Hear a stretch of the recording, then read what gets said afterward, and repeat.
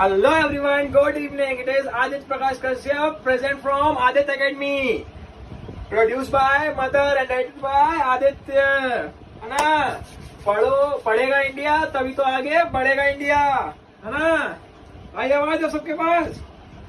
चलो, कैसे हैं प्यारे बच्चे? आज पहली क्लास कैसा लगा सबको? सेशन पहली क्लास का जो लिखी थी हमने, इकोनॉमिक्स की ली थी ना, है ना? कैसा लगा? बढ़िया। अभी उसके 2 लेक्चर और बाकी हैं और हो सकता है कि 3 हो जाए 2 से, है ना? क्योंकि सर के पास एक किताब और आ गई है और सर ने वो भी पढ़ ली है बच्चों के लिए, है ना? ठीक है। क्या हुआ 2 दिन पहले? हेलो, हाँ बोले मुस्कान, क्या बोल रही हैं? हाँ, जो आपको होमवर्क दिया था वो आदित्य मैडम ने डाल दिया था। हाँ देखा, सबको आंसर्स मिल गए सबके।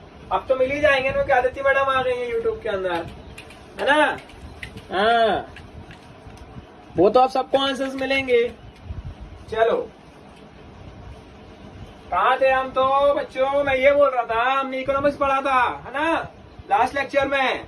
अभी उसके 3 लेक्चर हो गए हैं, 3 लेक्चर और बचे हैं, मतलब टोटल 4 लेक्चर हो गए हैं, है ना? क्या है ज्योग्राफी बच्चों? भूगोल और ज्योग्राफी दोनों एक साथ होता है मुस्कान, है ना? ठीक है। चलो, ये तो बता दूं आपको, ये एनसीईआरटी हम पढ़ रहे हैं, एनसीईआरटी ज्योग्राफी, एनसीईआरटी, ओके? उसके नोट्स हम बना रहे हैं। ज्योग्राफी एनसीईआरटी का फर्स्ट लेक्चर आज है।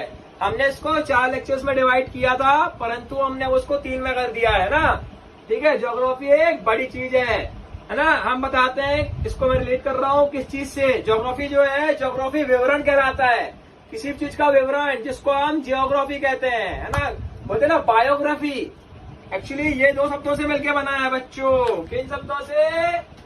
लो, क्या? जियोग्राफी। इसके आगे लगा दो बायो, तो बायोग्राफी, है ना? स्टेनोग्राफी, है ना? ये 2 शब्दों को जोड़कर बना है। ग्राफी का मतलब होता है विवरण, है ना बच्चों? क्या होता है ग्राफी का मतलब? विवरण। फोटोग्राफी वो नहीं है, ये चीज अलग है ना? ठीक है। हाँ, तो जियोग्राफी, जो प्लस ग्राफी, है ना? तो वो ज्योग्राफी और भूगोल का दोनों का अर्थ होता है, भूगोल का मतलब होता है हिंदी में बोलेंगे तो पृथ्वी का विवरण, ठीक है? और अंग्रेजी में बोलेंगे तो डिस्क्रिप्शन ऑफ अर्थ, है ना? ठीक है। तो ये होता है ज्योग्राफी। जिस चीज को हम पढ़ रहे हैं उस चीज के बारे में पहले जानना जरूरी है। लेक्चर्स लंबे हैं पर आपके काम के हैं बच्चों, ये आप भी जानते हैं, है ना? ठीक है। मैंने क्या बोला बच्चों? फिर से दोहरा रहा हूँ, ज्योग्राफी, जियोग्राफी। जियो को अलग किया, जियो मतलब जियो धन नहीं, जीईओ, है ना? और ग्राफी, ग्राफी का मतलब होता है विवरण, है ना? तो जियोग्राफी का अर्थ हो गया पृथ्वी, भूगोल का मतलब हो गया, या फिर जियोग्राफी का मतलब हो गया पृथ्वी का विवरण, डिस्क्रिप्शन ऑफ अर्थ, ओके, है ना? ठीक है। चलो, पहला टॉपिक आज का इंपॉर्टेंट फैक्ट्स।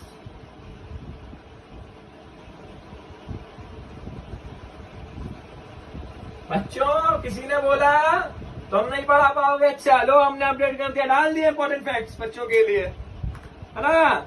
मैंने बताया इंपॉर्टेंट फैक्ट्स।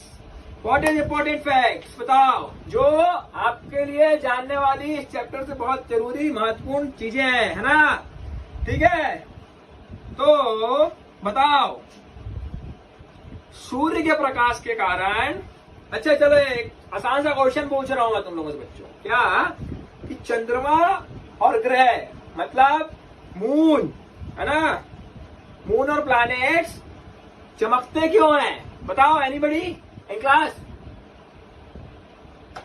मैंने कहा बच्चों,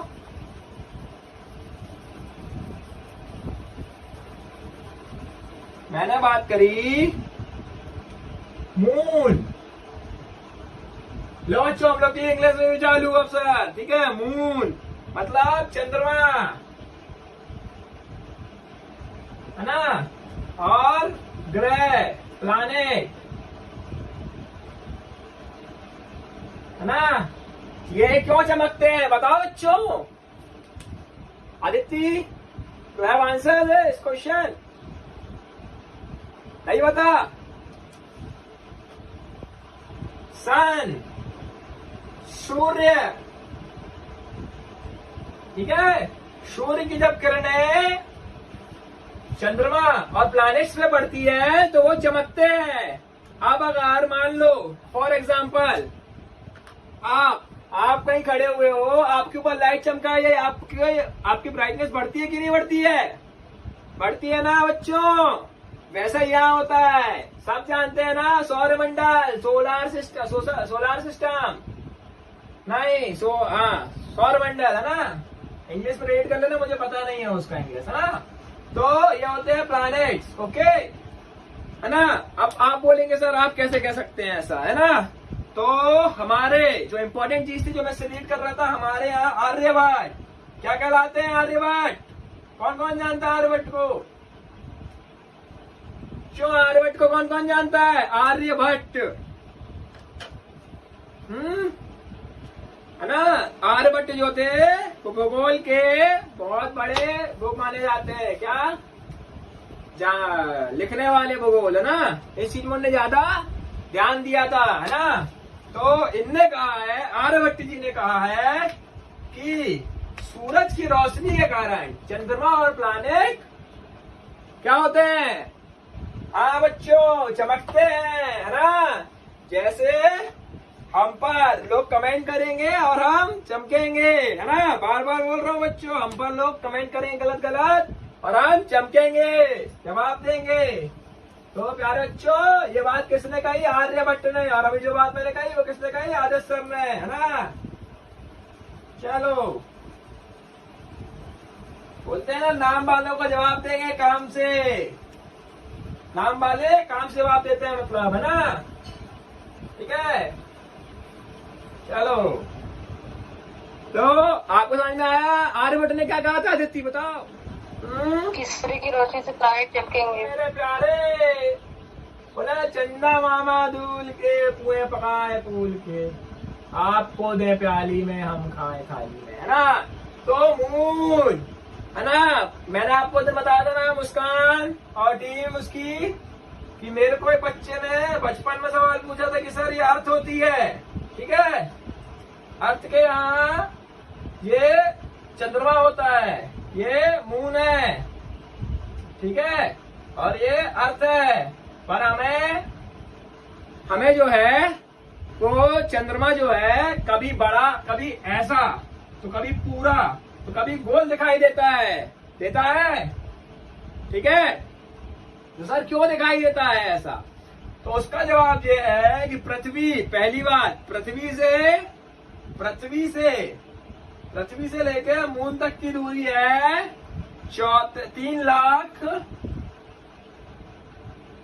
3,84,000 किलोमीटर दूर, ठीक बच्चों? कितनी दूर? 3,84,000 किलोमीटर दूर अर्थ से सन या मून, और मून से अर्थ इतना दूर है, ठीक है? और मून अर्थ का एक चक्कर 27 डेज में कंप्लीट करता है, 1 राउंड कितने डे में कंप्लीट करता है?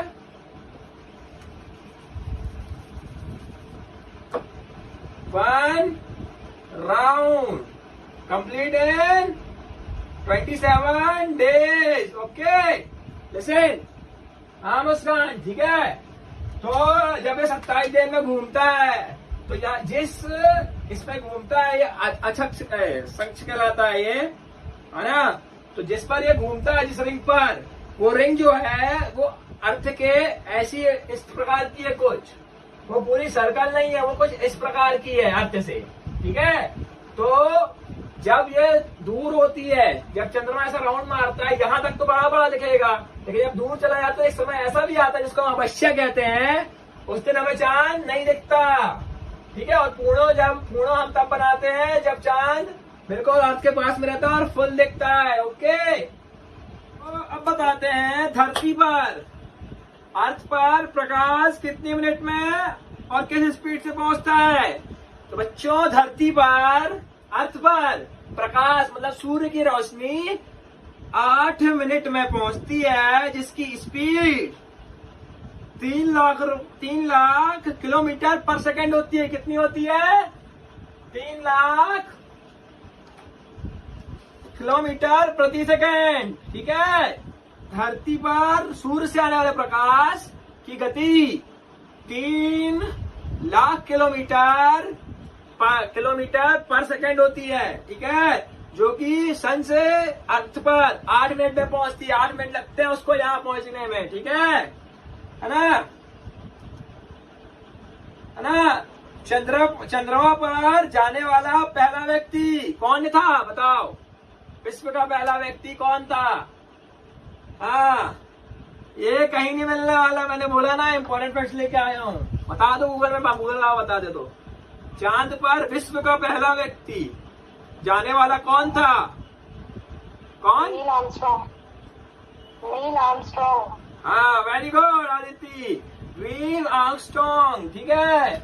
और उसके बाद पृथ्वी 24 घंटे में कितना घूमती है?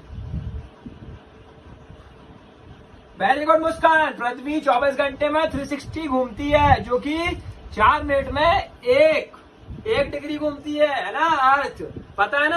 अर्थ कैसा घूमती है बच्चों? ऐसा घूमती है कि ऐसा घूमती है? घूमती है तो हम उसमें गिरते क्यों नहीं है?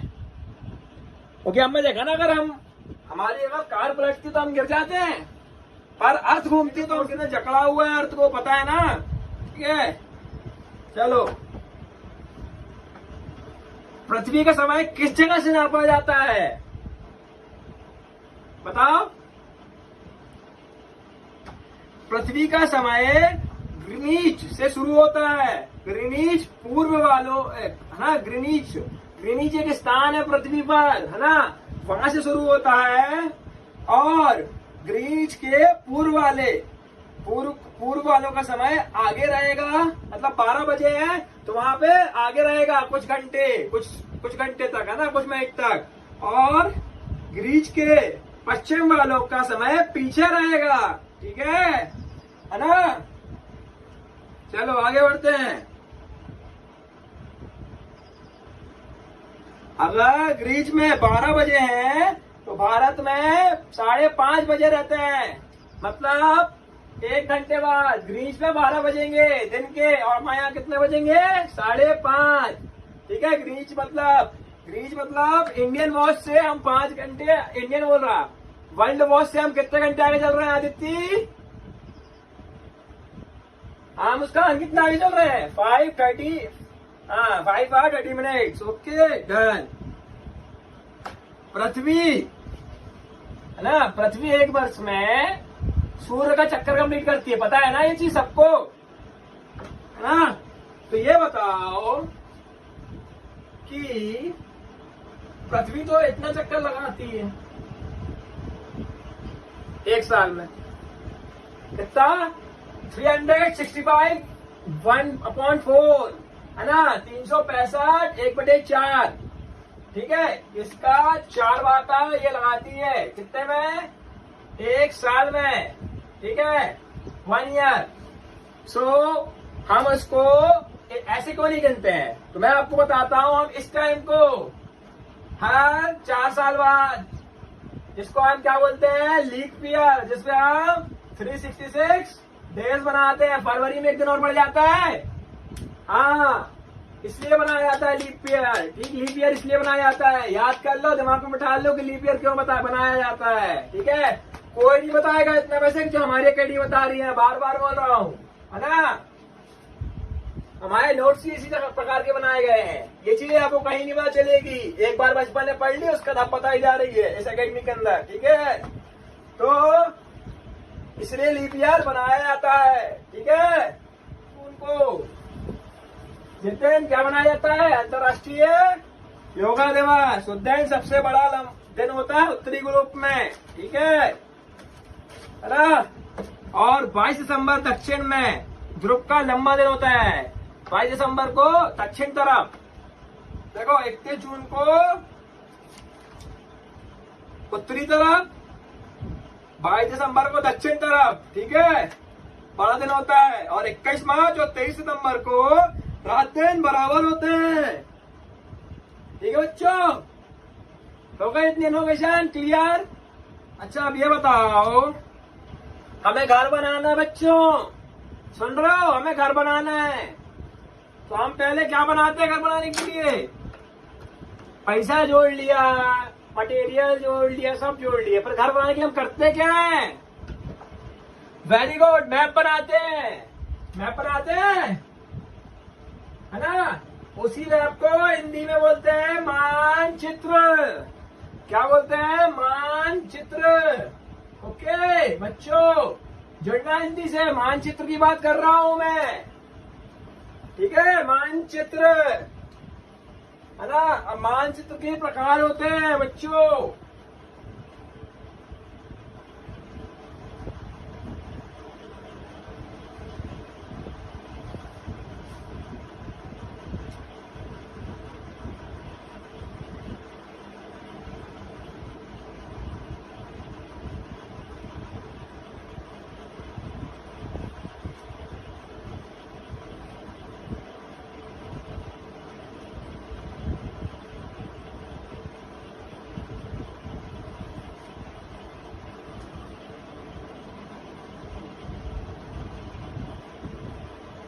कितने होते हैं? 4 प्रकार होते हैं। ठीक है, मानचित्र के, है ना?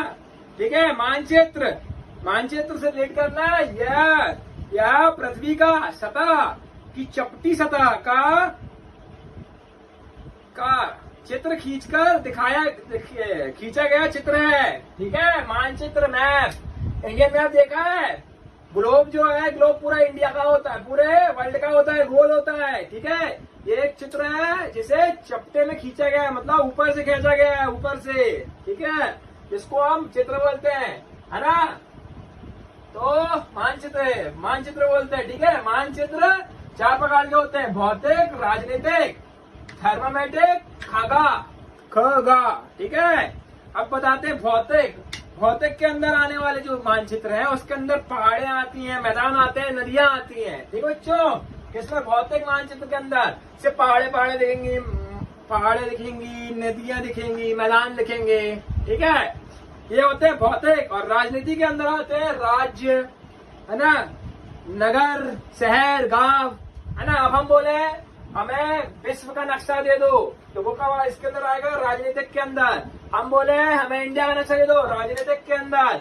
हम बोले मध्य प्रदेश का नक्शा दे दो, राजनीतिक के अंदर। हम बोले जबलपुर का नक्शा दे दो, राजनीतिक के अंदर। हम बोले श्रीनगर सेक्टर 1 का नक्शा दे दो, राजनीतिक के अंदर। Okay done. कराते हैं थर्मेटिक। ये जो है, ये सड़कों का नक्शा होता है। NH1, NH7 सुने होंगे ना बच्चों? NH7 नेशनल हाईवे, ये वो सुने हो ना, है ना? तो ये वो होता है, अभी आगे पढ़ेंगे भी इसी में, हाईवेज में। ठीक है, तो है ना, वन, उद्योग सब इसमें दिखाए जाते हैं। किसमें? थैमेटिक में। और खाग में है जो छोटे क्षेत्र के बड़े पैमाने पर खींचा गया है, मतलब इसके अंदर से मकान है, छोटा क्षेत्र है, और उसको एक बड़े पैमाने में खींच लिया है ना? मतलब छोटे चित्रों को बड़े पैमाने में खींचने वाले को खाग चित्र कहते हैं। समझ रहे बच्चों? मानचित्र, हाँ, मैप।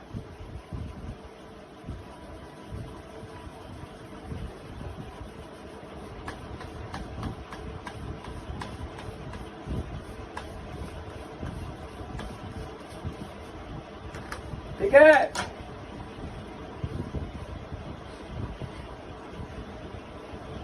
विश्व का सबसे ऊंचा शिखर क्या है? It is also important fact. बताओ, विश्व का सबसे ऊंचा शिखर कौन सा है और कितना लंबा है? एनीबॉडी? Mount Everest. ऊंचाई? 48.86 मीटर।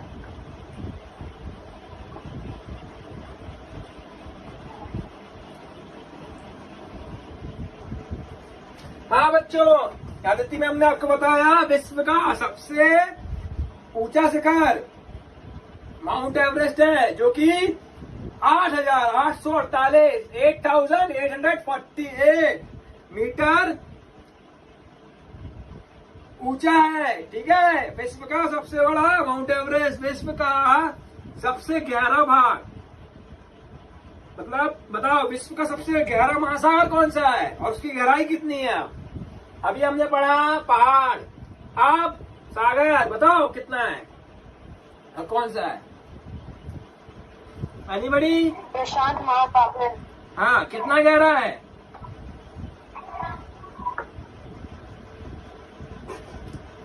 बच्चों, विश्व का सबसे गहरा महासागर प्रशांत महासागर है, जो कि आदित्य में हमने बताया। ठीक है, और इसकी गहराई 1122 मीटर गहराई है इसकी। ठीक है, सबसे गहरा है ये पूरे विश्व के अंदर, है ना। एक और खास बात जो कि इंपॉर्टेंट फैक्ट में आती है, न्यूजीलैंड के एडमंड हेनरी है ना, न्यूजीलैंड के एडमंड हेनरी और भारत के तेनाजिंग शेरपा 29 मई 1953 एवरेस्ट चढ़ने वाले पहले व्यक्ति थे। ठीक है, जो एवरेस्ट चढ़े रहे, है ना। और विश्व की पहली महिला जो कि 16 मई 1975 हमारे जन्मदिन के दिन, है ना, भारत की पाली रही, है ना, पाली नाम था इनका, जो विश्व की पहली महिला थी, जो कि 16 मई 1975 16 मई 1975 को चढ़ी रही। ठीक है, और भारत की पहली महिला थी जो कि इस पे चढ़ी थी, वो थी पचंदी पाल, जो कि 23 मई 1984 को चढ़ी थी। ठीक है ना, सुने होगे बचपन में। महाद्वीप, है ना, महाद्वीप मतलब एनीबडी? कितने महाद्वीप है भारत में? भारत में कि सॉरी, भारत में नहीं, वर्ल्ड में कितने महाद्वीप है? It is 7। Who's this?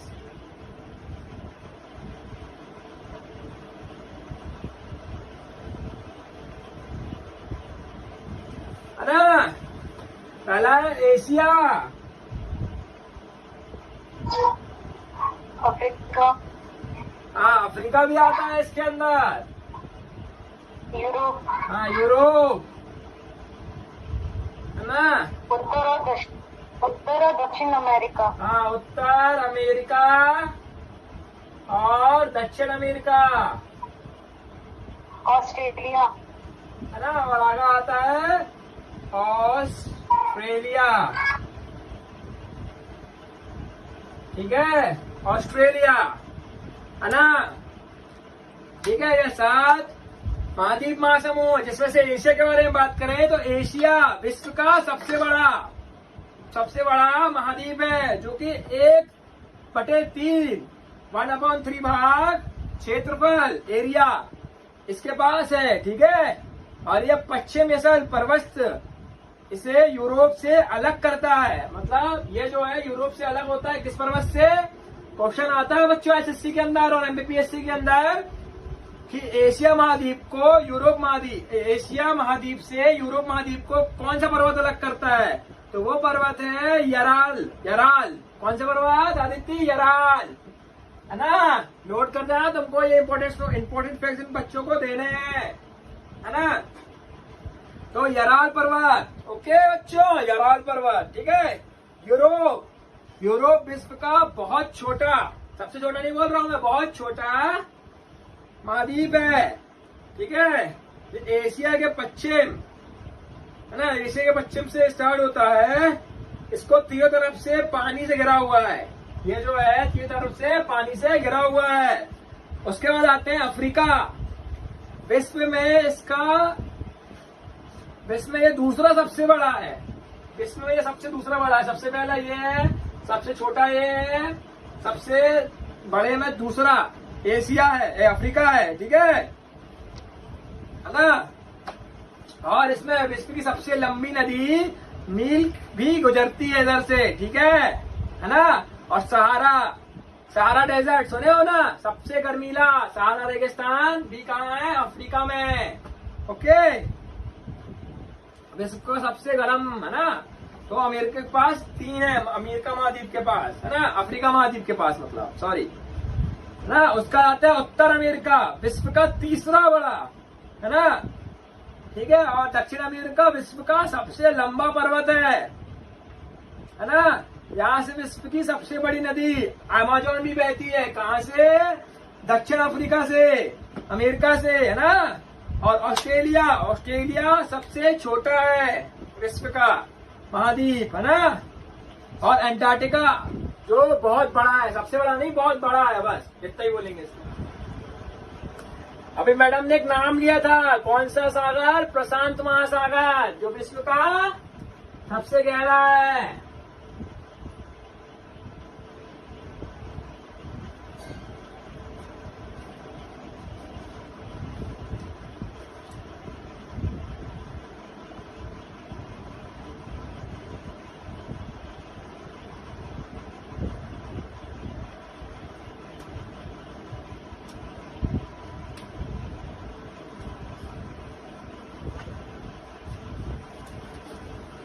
हाँ,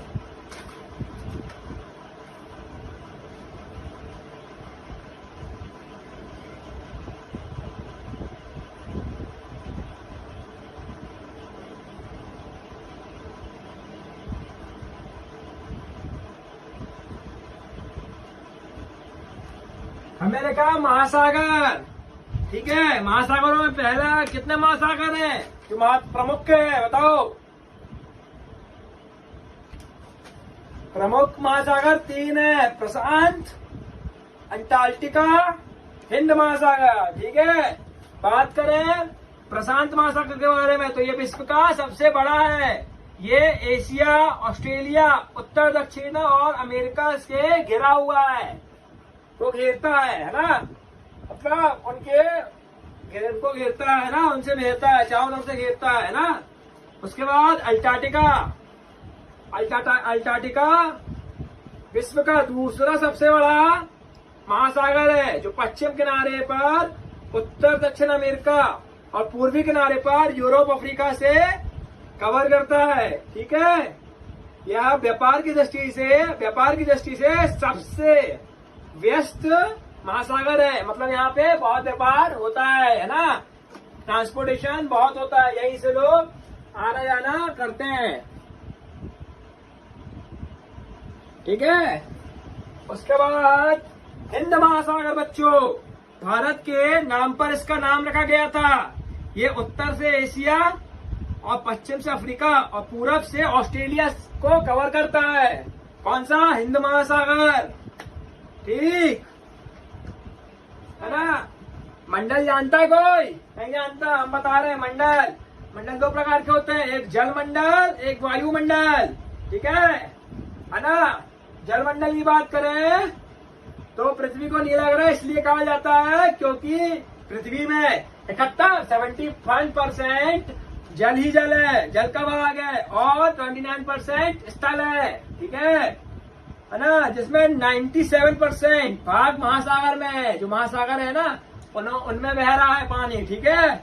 और 3% भाग बर्फ की परतों, हिम नदियों और भूमिजल, मतलब जो हिमालय है वहां से बह के आता है। सुने हो ना, गंगा है ना, पहाड़ों से बहते हुआ पानी है ना, उससे आता है 3% भाग, ठीक है ना। उसके बाद करते हैं वायुमंडल की बात। वायुमंडल 1600 किलोमीटर की ऊंचाई तक फैला हुआ है। वायुमंडल जहां तक हमें हवा मिलती है, कितना? 1600 किलोमीटर की ऊंचाई तक फैला हुआ है, वहां तक हमें ऑक्सीजन मिलता है, ठीक है। इसकी 5 परतें होती है, एक शोभा मंडल, समाप्त मंडल, मध्य मंडल, अयान मंडल, ब्रह्मण मंडल, ठीक है। इसमें 78% ऑक्सीजन, 21% नाइट्रोजन, 78% नाइट्रोजन, 21% ऑक्सीजन और 1% कार्बन डाइऑक्साइड होता है। किसमें? वायुमंडल के ऊपर क्या क्या होता है? 78% नाइट्रोजन, 21% ऑक्सीजन और 1% कार्बन डाइऑक्साइड, ठीक है, होता है, ओके। ओके। अरावती पर्वत श्रृंखला जो विश्व का सबसे पुराना बलि पर्वत है, ठीक है।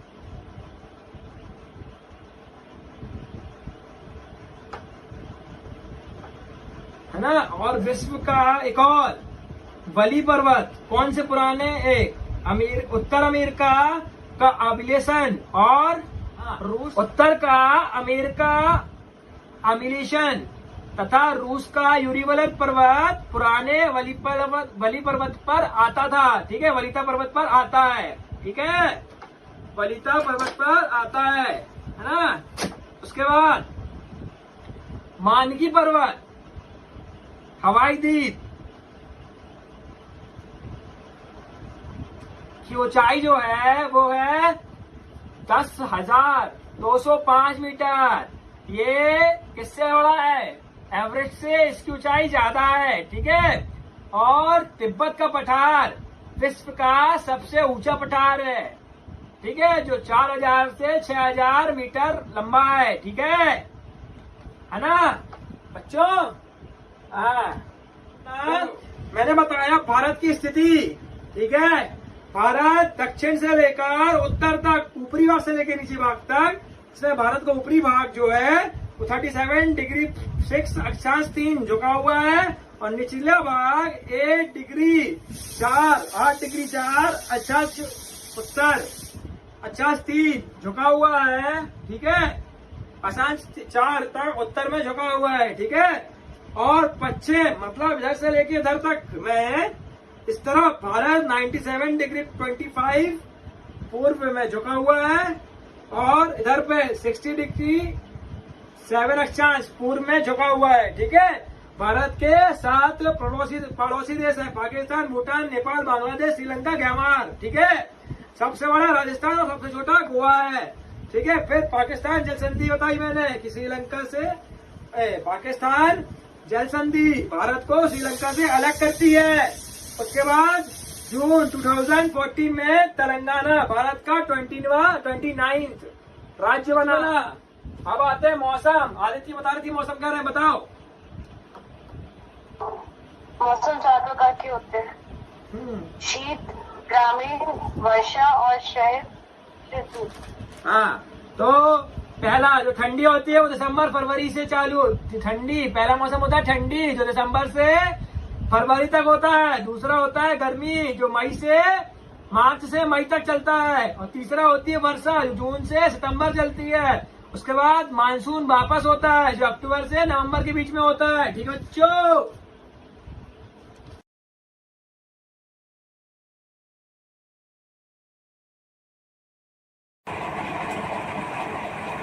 Hello everyone, good evening. It's Aditya Prakash Sesha from Aditya Academy, present here, produced by mother and edited by me. सबसे पहले हमारे मुस्लिम दोस्तों को मुहर्रम की बहुत बहुत शुभकामनाएं हमारी एकेडमी और हमारी टीम की तरफ से, है ना दोस्तों।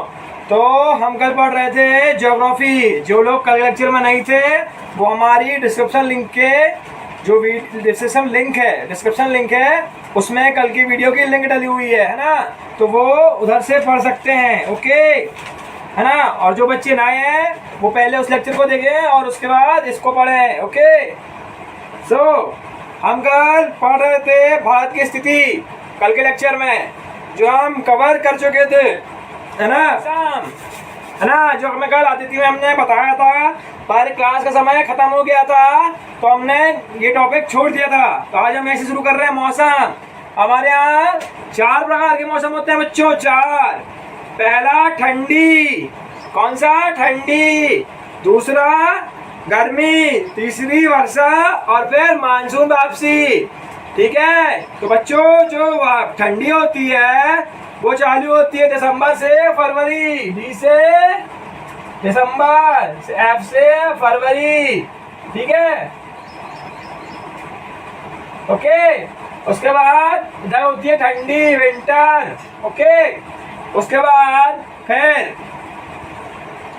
मार्च से मई, MAY मई, जिसे हमारा जन्मदिन आता है, क्या चलता है, गर्मी, समर। फिर जून से चालू हो जाती है जो सितंबर में खत्म होती है सितंबर में, उसको बोलते हैं वर्षा, रेनी डे। ओके, उसके बाद अक्टूबर से स्टार्ट होकर जो नवंबर पर खत्म होती है उसको बोलते हैं मानसून वापसी। बोलते हैं ना बसंत पंचमी बनाई जाती है, सुना है कभी, है ना? उसको बोलते हैं मौसम वापसी, वेदर, जिसमें मानसून वापस हो जाता है और ठंडी धीरे धीरे चालू होने लगती है। तो हमारे यहाँ पे 4 प्रकार के वेदर पाए जाते हैं इंडिया के अंदर। ओके मेरे बच्चों, बता रहा था मैं बच्चों, आदित्य मैम ने एक वीडियो बनाया हुआ है जीके के ऊपर, उसमें कुछ इंपॉर्टेंट क्वेश्चंस हैं, आप सब उसमें से देख सकते हैं। ओके, उसकी लिंक भी नीचे डिस्क्रिप्शन में दे दी जाएगी, है ना? जीके आप वहां से समझ सकते हैं। ओके, है ना प्यारे बच्चे हमारे, है ना?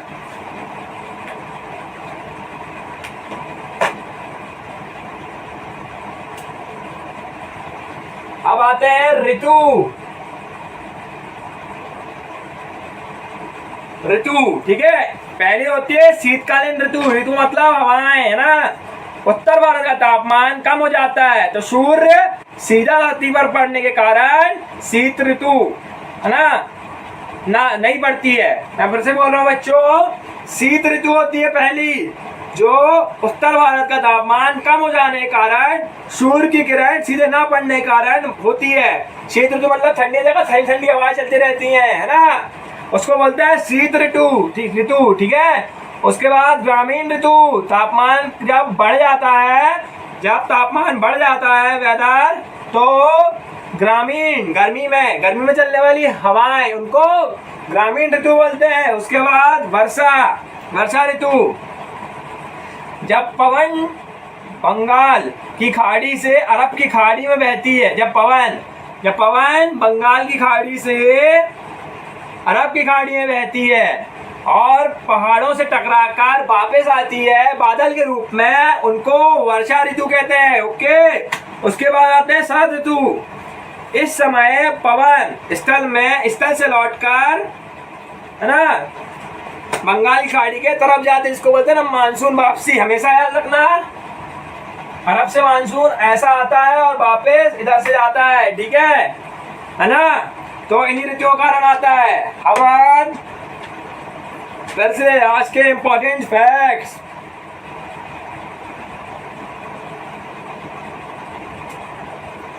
विश्व में सबसे अधिक वर्षा कहाँ होती है बच्चों? It is important facts. बताओ, विश्व में सबसे अधिक वर्षा कहाँ होती है? भारत के मेघालय में। हाँ, विश्व की सबसे अधिक वर्षा आदित्य मैम ने बताया हमें, है ना? इसलिए बोलता हूँ मैडम के जीके के वीडियो जरूर देखें। मैडम जीके बहुत अच्छे हैं, जीके में बहुत होशियार है मैम, है ना?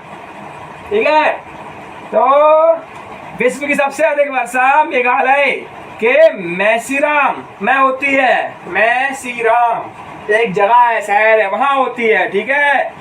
भारत का राष्ट्रीय पशु, ऐसे सबको पता होगा पर कुछ लोगों को इसका भी नहीं पता होता, हिंदी में बाघ होता है, ठीक है। और भारत का राष्ट्र पंछी मोर होता है, ठीक है।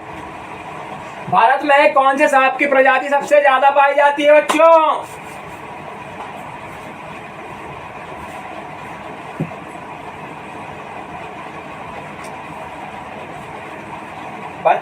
भारत में सबसे ज्यादा कौन से सांपों की प्रजाति पाई जाती है? तो उसका आंसर है कोबरा और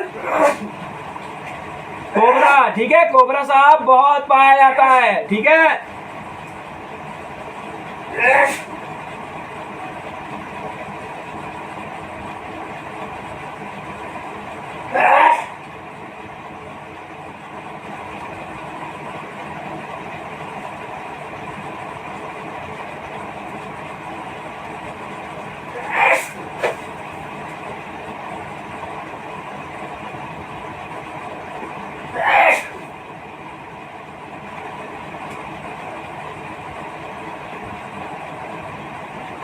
बच्चों, यही मैं कल आप लोगों को बता रहा था।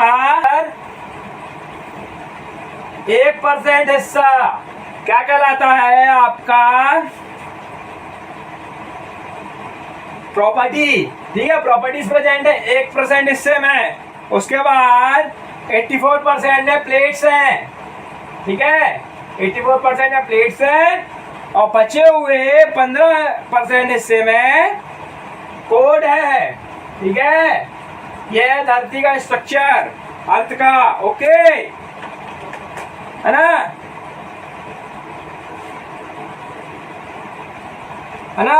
और पृथ्वी जो है वो 6371 किलोमीटर पर आवर घूमती है। ठीक है, विश्व की सबसे गहरी खदान अफ्रीका में है, जो कि 4 किलोमीटर।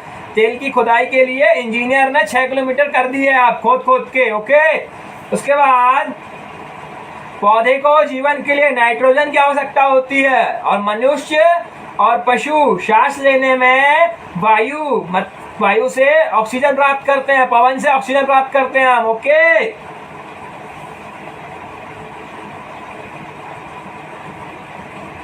लवगण्यता क्या होती है? लवणता जानते हो? पहले ये बताओ। लवणता। ठीक है, 1000 ग्राम जल में मौजूद नमक की मात्रा होती है। ठीक है, इसी तरह 35% 1000 महासागर में होती है। ठीक है, सोचो, लवणता जो होती है वो 1000 ग्राम कहलाती है। मतलब कितना आदित्य? 1000 ग्राम, है ना? उसका पूरे भारत में इतना नमक होगा, लवणता होगी, उसमें से 35% समहासागर में पाई जाती है। ठीक है ना? 22 मार्च विश्व जल दिवस के रूप में बनाया जाता है। Important facts. ओके, 15 मीटर की ऊंचाई वाले विशाल जैवरिया तरंग को सुनामी कहते हैं। जो 15 मीटर की ऊंचाई वाली विशाल जौरिया तरंग, मतलब समुद्र जो होता है, समुद्र में जब तरंगे जो होती है, देखो लहरों को तरंगे बोलते हैं। अब ये तरंगे 15 मीटर ऊपर जाती हैं, उसको सुनामी बोलते हैं, जिसमें जहाज डूब जाते हैं। ओके, इतना क्लियर बच्चों? यस। आवाज तो आ नहीं रही होगी, हमें आ ही नहीं रही है मतलब।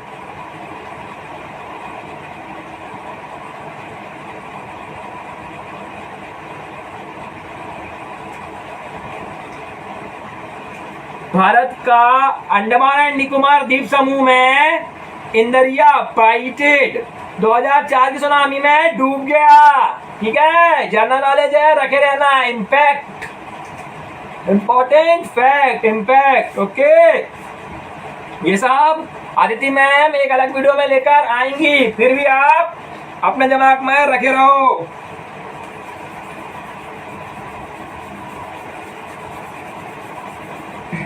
सॉरी,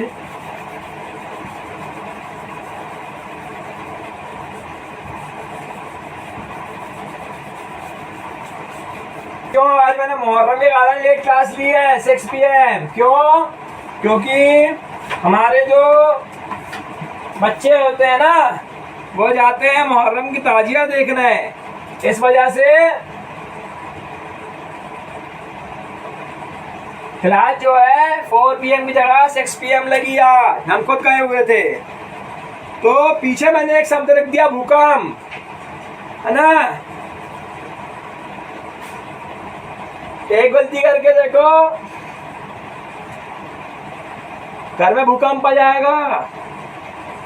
ठीक है, क्यों आएगा? क्योंकि तुम पिटोगे, है ना? पर ये भूकंप वो भूकंप नहीं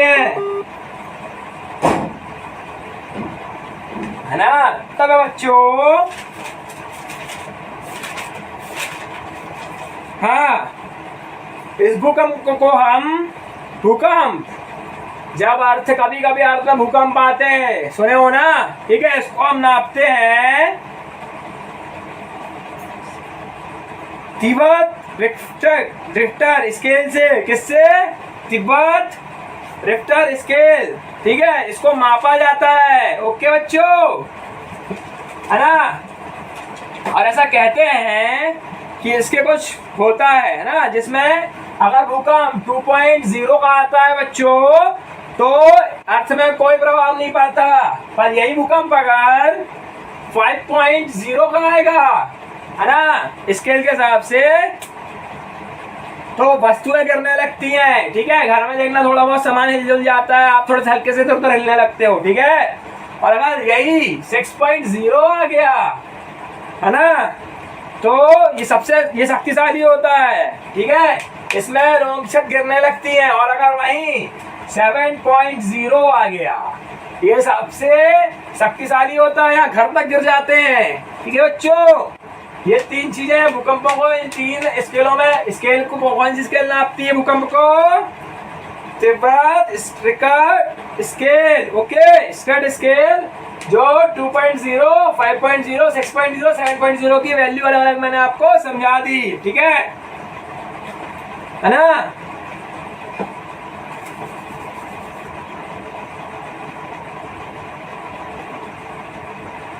मैंने लिखा वायुमंडल, हमने कल की क्लास में वायुमंडल पढ़ा था।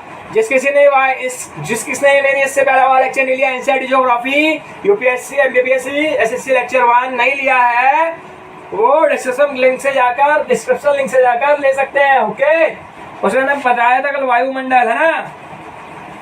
तो वायुमंडल, इसमें अनेक गैसें मिली होती है, जिसमें पहली नाइट्रोजन 78%, दूसरी ऑक्सीजन 21%, आर्गन 0.9%,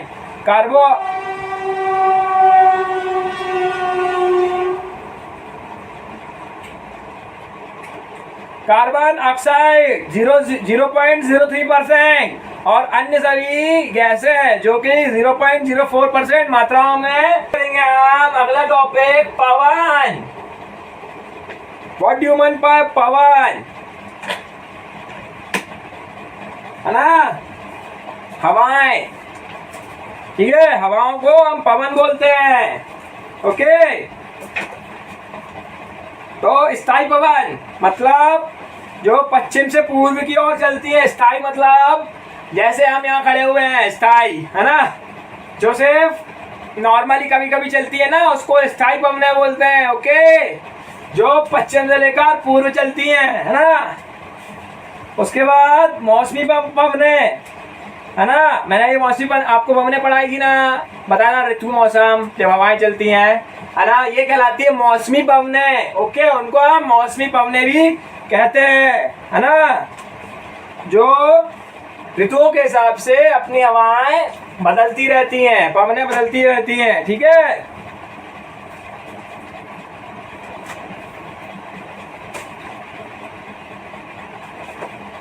उसके बाद स्थानीय पवनें, ये पवनें कि छोटे क्षेत्र में वर्ष या दिन में विशेष समय पर चलती है। होता है ना, कभी कभी अपन बैठे रहते हैं और अचानक से हवा बहुत तेज चलने लगती है ना, तो मेरे पास क्या होता है, मैंने अभी देखा बच्चों को, वो क्या कर रहे हैं, नोट्स बस निकाल ले रहे हैं और पढ़ने बैठ जा रहे हैं, तो समझ में नहीं आएगा। और जो बच्चे अकेला लेक्चर देख रहे हैं तो उनको भी समझ में नहीं आएगा। आपको पहले नोट्स निकालना है, उसका सर जो पढ़ा रहा है नोट्स को देख देख के उसको पढ़ना, ये तरीका होता है। मुझे आदत थी याद दिलाना, मुझे इस पर वीडियो डालना है। ओके, है ना।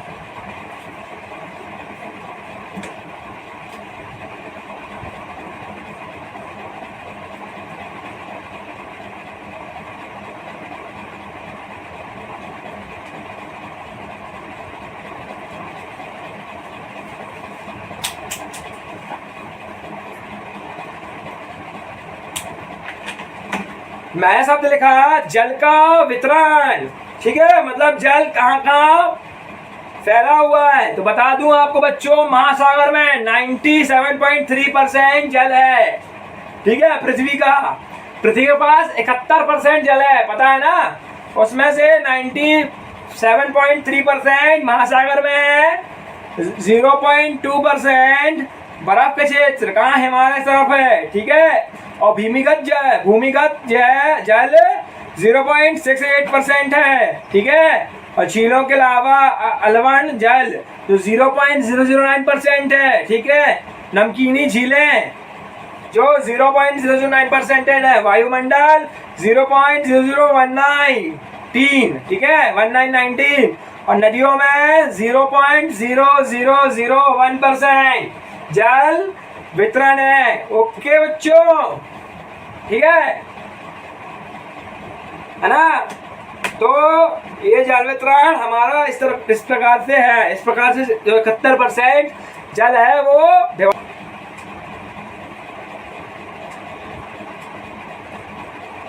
बच्चों हमने लिखा कृषि के प्रकार, है ना। कृषि कितने प्रकार की होती है? तो बच्चों पहली कृषि होती है निर्वाह कृषि। इस प्रकार की कृषि कृषक परिवार की आवश्यकताओं के लिए करते हैं, ठीक है। ये हो गई पहली कृषि। दूसरी हो गई कहा निर्वाहिक कृषि, जो किसान एक छोटे भूखंड पर साधारण औजारों और अधिक श्रम से खेती करता है, ठीक है। उसके बाद बच्चों आ गई आदमी निर्वाह कृषि। इसमें स्थानीय और चालवासी पशुचरण शामिल है, ठीक है। उसके बाद स्थानांतरित कृषि दक्षिण पूर्व एशिया और उत्तर पूर्व भारत के भागों में प्रचलित है। ये जो है कृषि, है ना। उसके बाद विचित्र कृषि चारे की फसलें उगाने पशुधन पालन के लिए किया गया, उसको विचित्र कृषि कहते हैं, ठीक है। रोशन कृषि मतलब चाय, कॉफी, केला, फल, ये सब, ठीक है ना। फसलें 3 प्रकार की होती हैं, खाक फसलें, रेशेदार फसलें, पेट फसलें, ठीक है। जिसमें खाक फसलें चावल, गेहूं, मक्का, रेशेदार फसलें कपास, पटसन, ठीक है, मतलब कपड़े वाली फसलें, ठीक है। और पेट फसलें मतलब कॉफी, चाय, है ना। और भारत में 1.5 हेक्टेयर से ज्यादा लोग खेती कर रहे हैं, के एरिया में लोग खेती कर रहे हैं, ओके बच्चों। उद्योग इंडस्ट्री, है ना। इंडस्ट्रिया मतलब हमारे खाने पीने इत्यादि, पहनने से लेकर मोबाइल तक के लिए भी इंडस्ट्री है आज की तारीख में, है ना। हर चीज के लिए अपनी कंपनी और उसकी इंडस्ट्री है।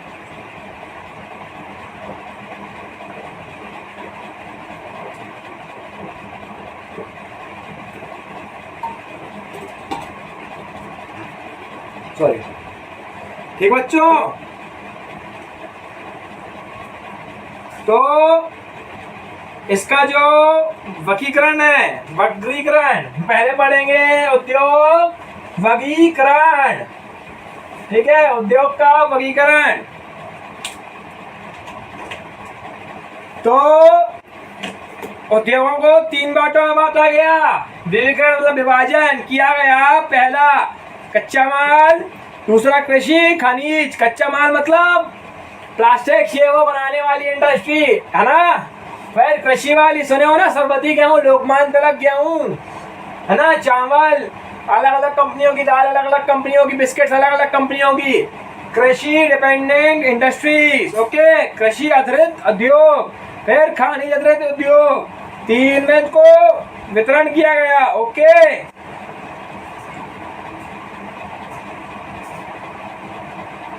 है ना। वर्गीकरण, उद्योग वर्गीकरण। उसके बाद आता है आकार के आधार पर इंडस्ट्री।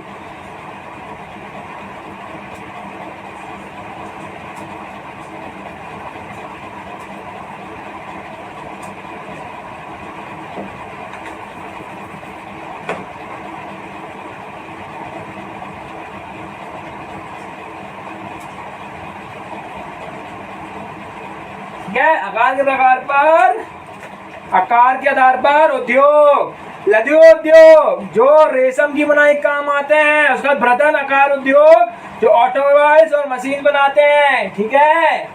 इसके अंदर 2 उद्योग आते हैं, है ना। फिर आता है स्वामित्व के आधार पर